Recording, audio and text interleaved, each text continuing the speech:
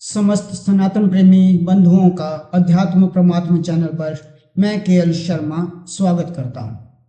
दोस्तों, बात उन दिनों की है जब हम फरीदाबाद में रहते थे। मेरे पड़ोस में एक परिवार रहता था जो कि नैना देवी माता का बहुत भक्त था। पूरा परिवार लगभग हर साल नैना देवी के दर्शनों के लिए बड़ी श्रद्धा से जाया करता था।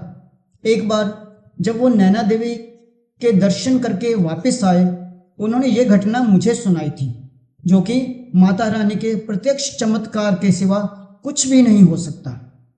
सोनिया और करुणा उनकी दो बेटियां हैं।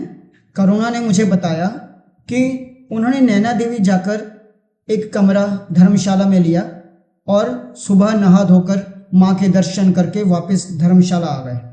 क्योंकि उन्होंने वहाँ 1-2 दिन रहना था, स्वाभाविक ही वो दोनों बहनें साथ वाले कमरे में आए हुए श्रद्धालु परिवार से मिलने चली गईं। उन्हें यह देखकर आश्चर्य हुआ कि दर्शनार्थ आया हुआ परिवार एक सिख परिवार है। हालांकि पंजाब या हिमाचल में ये बात आम है कि सिख समुदाय के लोग भी देवी माता पर श्रद्धा रखते हैं और अक्सर महामाई के दर्शनों के लिए आते रहते हैं। क्योंकि करुणा और सोनिया ये दोनों हरियाणा से वहाँ गए थे और उन्होंने ऐसा कभी देखा सुना नहीं था कि सरदार लोग भी महामाई के दर्शनों के लिए आते हैं, तो उन्हें बड़ा आश्चर्य हुआ। सोनिया ने उनसे यही पूछ लिया कि अंकल, आप तो सिख हैं, फिर दर्शन के लिए कैसे आए हैं? मेरे लिए ये हैरानी की बात है। सरदार जी ने बड़ी श्रद्धा से कहा कि बेटी, कि मेरा काम ट्रांसपोर्ट का है और मैं इसी इलाके में ट्रक चलाता हूँ। यहाँ मेरा अक्सर आना जाना होता है और इन्हीं पहाड़ों में मैं सामान की ढुलाई करता हूँ। एक दिन की बात है कि मैं पहाड़ के ऊपर जो गांव है वहाँ सामान छोड़कर टेढ़े मेढ़े रास्तों से होता हुआ मैं नीचे की ओर आ रहा था, तो अचानक मेरे ट्रक के ब्रेक फेल हो गए। सांप की तरह बल खाते हुए रास्तों पर मैं दाएं बाएं करता हुआ ट्रक कंट्रोल करने की कोशिश कर रहा था। सड़क के एक तरफ तो ऊंचे ऊंचे पहाड़ थे और दूसरी ओर सड़क के किनारे लगे हुए सीमेंट के पत्थरों के बाद नीचे सैकड़ों फीट गहरी खाई थी। जैसे ही मैंने एक तीखा मोड़ काटा, मेरे सामने 3-4 लोग आ गए। ब्रेक लग नहीं सकती थी और उन लोगों का ट्रक के नीचे आना निश्चित था।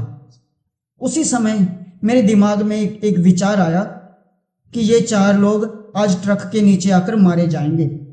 चारों के परिवारों को क्या होगा, इसकी कल्पना करना कोई मुश्किल बात नहीं थी।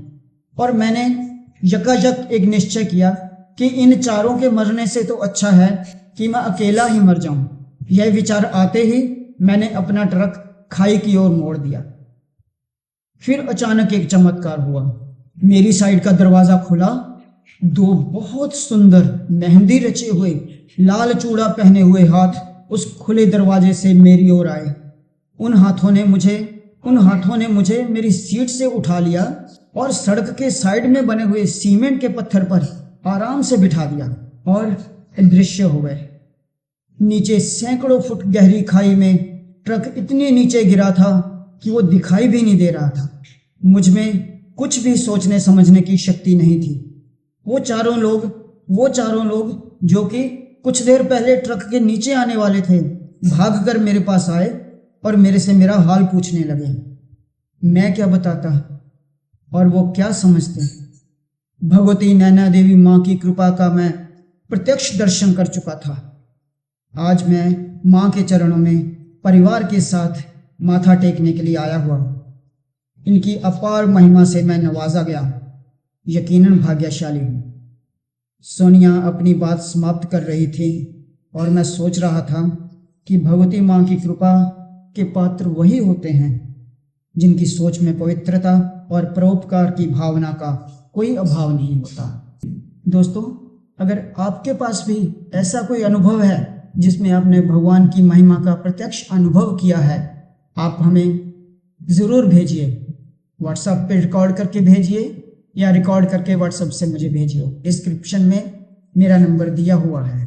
हम बहुत श्रद्धा और प्रेम से उसको अपने इस अध्यात्म परमात्मा चैनल में बाकी सब सनातन बंधुओं के साथ मिलकर सुनेंगे और भगवान की महिमा का आनंद लेंगे। अगले एपिसोड में फिर एक नई अनुभूति, फिर एक नया अनुभव, फिर वही परमात्मा कृपा का एहसास लिए फिर मिलेंगे। नमस्कार।